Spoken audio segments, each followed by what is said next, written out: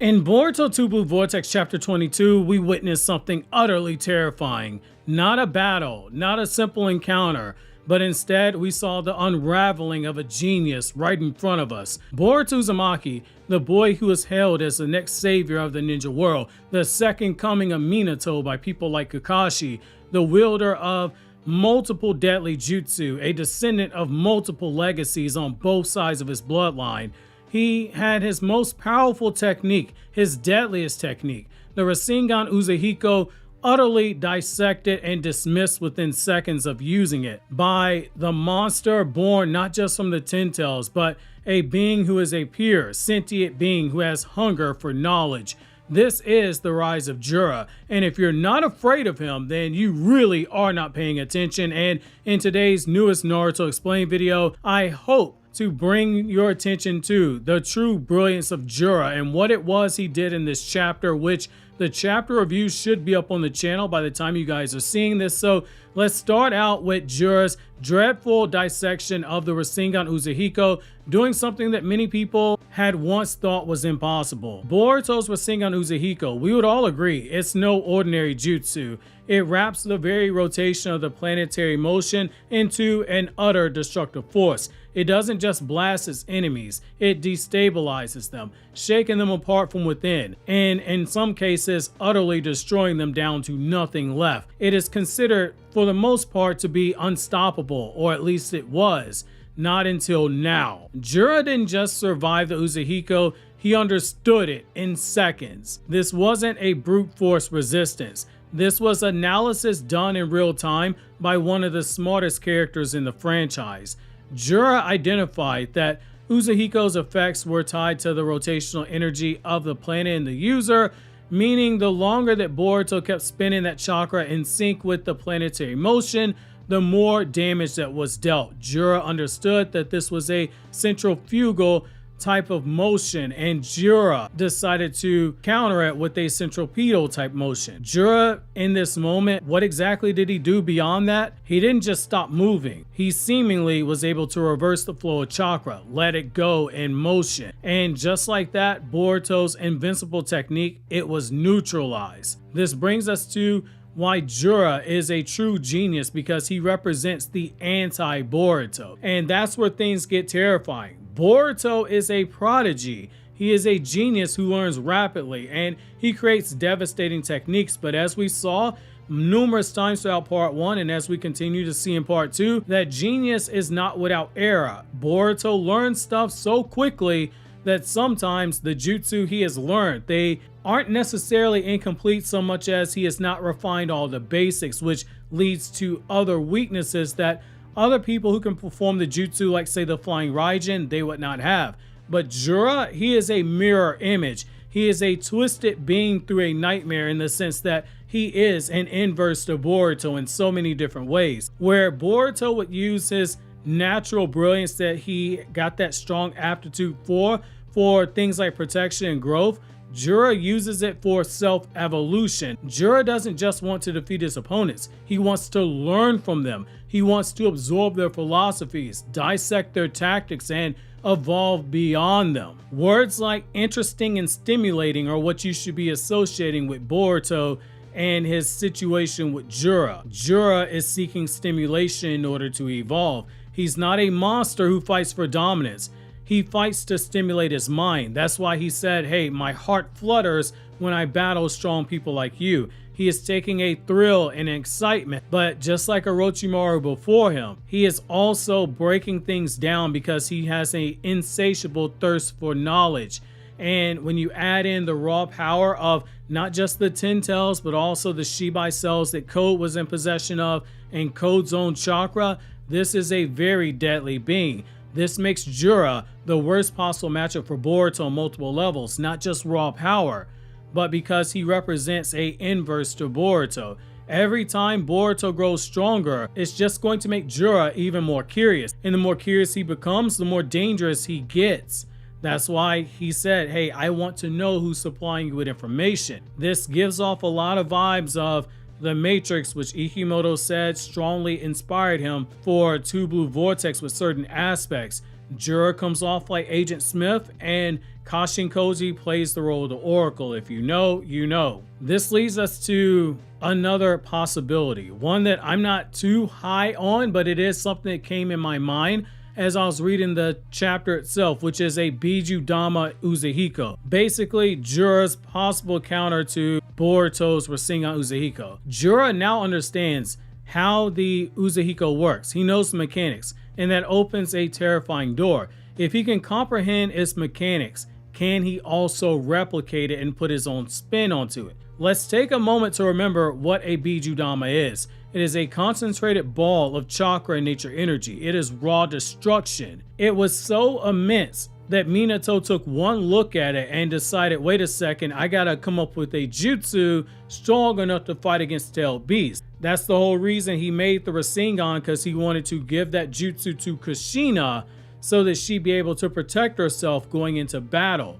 Now imagine if Jura applies the same rotational principle of the Uzuhiko to a bijuu dama. Since again, we know that a 10 tails is basically nature energy of itself. The official Naruto database says that Boruto's drawing on the chakra from the planet in a way that is different from nature energy. That's where you could see an inverse. Jura might just be using nature energy and not the planet's chakra in the way that the database directly says it's different than people using Sage Mode. We're talking about potentially an artificial walking black hole of chakra in a way. Something that mimics planetary motion but delivers devastation on a tailed beast level scale, a 10 tails level scale. Even if he doesn't fully replicate Uzuhiko, Jura could create a unique counter jutsu tailor-made to dismantle Boruto. And the scariest part, Jura won't even need to beat Boruto. He just needs to understand him. And you want to sit down for this one. He's already understanding him in real time. This brings us to another possibility we have to consider, which is that Boruto's Rasengan Uzuhiko, it might be incomplete. Boruto's defeat, it doesn't just spell danger. It spells out evolution, and it forces evolution. That's where stimulation comes into play with the Boruto and Jura dynamic. Rasengan Uzuhiko might feel like it is Boruto's ultimate technique right now, but just like Minato's original Rasengan, for as overpowered as it is, it's likely still incomplete.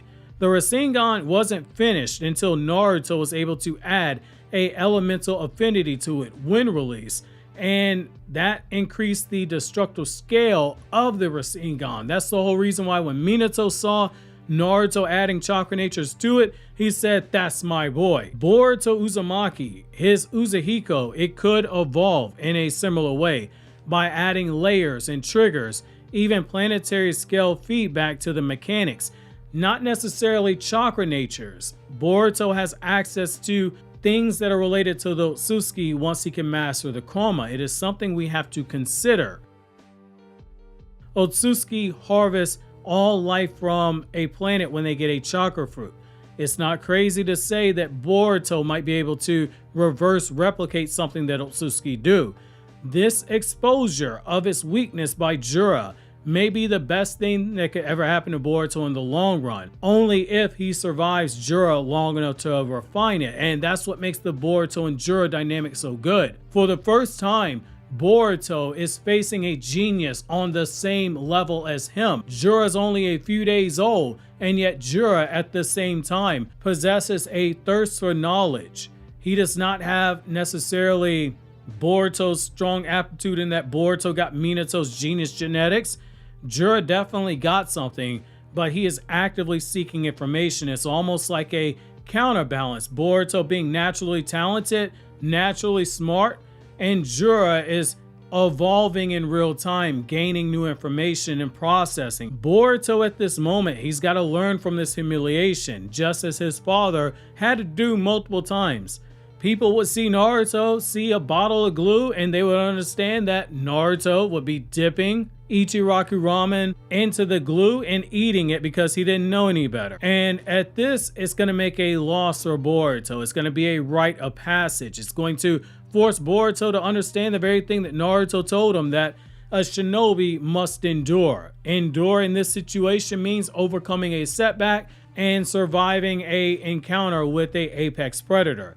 This brings us to another concept that you have to look at when it comes to Jura's character, which is that Jura should be seen as a virus. He is a spread of tactical knowledge. Here's what I think a lot of fans are missing here. Even if Jura never uses a Rasengan variation, let's say we keep the Rasengan completely sacred, the damage is still done. He knows how to counter right now the Uzuhiko as a sentient offshoot of the Ten Tails, the Ten Tails human personified. He may share this knowledge with the other Ten Tails clones, Hidari, Mamushi, Matsuri assuming that she survives, Ryu's assuming that he survives, because we don't know whether or not they're going to keep the Thorn Soul bulbs or not. There's a possibility Matsuri is able to survive because you have the Team 10 dynamic that you have to consider. She says she felt a strong pull towards Team 10. Don't ignore that. Now, it's not just one genius that you will be fighting. It will be a collective of evolving predators, just as Shikamaru said. They're as powerful as they are now, but they can get more dangerous as time goes by. Danger isn't necessarily about power. Anyone who's a fan of the Naruto franchise should know this. It's also about what you have upstairs. Now that you possess data on your enemy's most dangerous weapon, you can coming up with countermeasures. Jura, in this instance, he should be viewed as a virus because he is a virus of intellect. He has a thirst for knowledge that is infectious, and he can spread it to the other Shinju by telling them the information. And as we've seen multiple times, they look to Jura for guidance and information. Once he uncovers a flaw, it's going to spread. This is very similar to what we see with Itachi and Zabuza before him. He proves a very core Naruto principle, which is that every jutsu has a weakness. Every fighter has a weakness. Every scenario has an opportunity to reverse the fortunes. All you have to do is pay attention in real time. In conclusion, I will tell you exactly why you should be afraid of Jura, why you should be terrified of Jura. Jura isn't just strong, he is insightful. He doesn't just want to kill Boruto. That's at the top of his list, sure. However, he also wants to understand him, understand his ally Kashin Koji. He wants to strip him down. He wants to break him apart, and in the process build himself up into a perfect weapon from this ruin, because he views Boruto as a threat. He views Boruto as a threat to his existence, to his plans. But it's not just enough to physically overwhelm someone like Boruto. It is also important to understand how you can benefit from taking down someone like that, and the way you take down your enemy is to understand them. That is why when you read things like the 48 Laws of Power, the 33 Strategies of War, Mastery, The Art of War by Sun Tzu, take it all the way back to Sun Tzu, the thing that they keep hammering home over and over again, in order to fully understand your enemy, you must also understand yourself. Without doing those two things, you cannot take down your enemy. Think of it like this. This is a villain who, as of right now, is seen as being unkillable, analytical, and endlessly curious. And now he has tasted the limit of Boruto's power.